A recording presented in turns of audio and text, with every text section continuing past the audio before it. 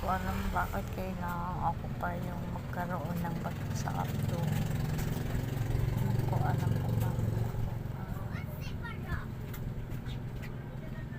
Binuhusang lang ni Daddy dito. Siyempre kasi may lagnat nga si Angel. Bakit siya buhusan dito? Gabi na. Tiwan. Yun. Paano pag wala na? Sabi na lang ako wala.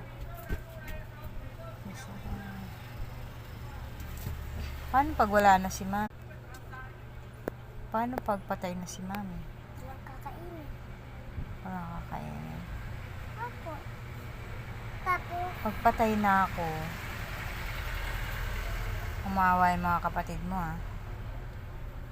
Kasi si Mami wala na.